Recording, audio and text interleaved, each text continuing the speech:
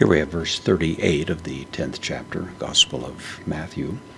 Jesus is giving warning to his disciples concerning the challenges that will confront them as they undertake mission on his behalf. Of course, the immediate envision is connected with the mission that's going to be taking place there in the villages and towns of Galilee. But of course, his description goes well beyond that to what they will be facing in the greater scheme of things.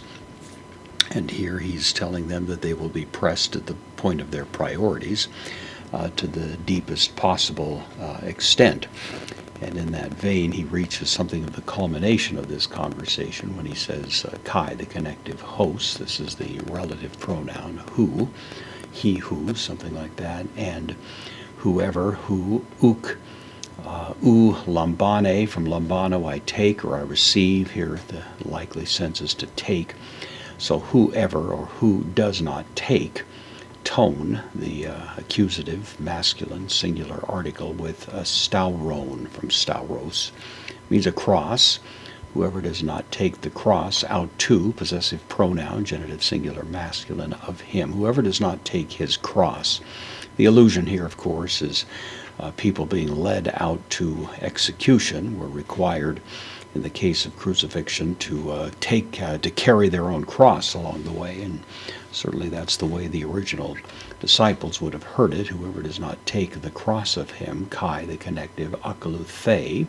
From akalutheo, it means I follow. This is the third person singular, present active indicative.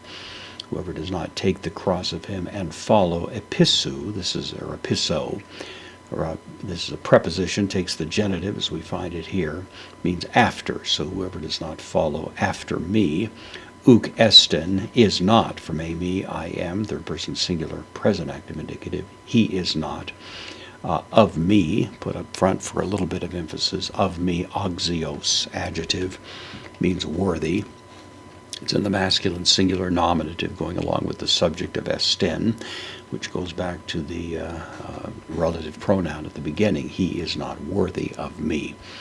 He's already ruled out to those who love natural family members more than Christ, not worthy of him, and now pushing the point even further, if we're not willing to take up the cross, facing the most painful, horrific prospects of suffering on his behalf, unless we're thinking in those terms, committing ourselves to him at that level, at that degree, we're not worthy of him. He's putting, of course, an extremely high value on the significance of following him. But of course, the promise of Scripture is that those who humble themselves before the demands of Christ will ultimately be exalted with him as well.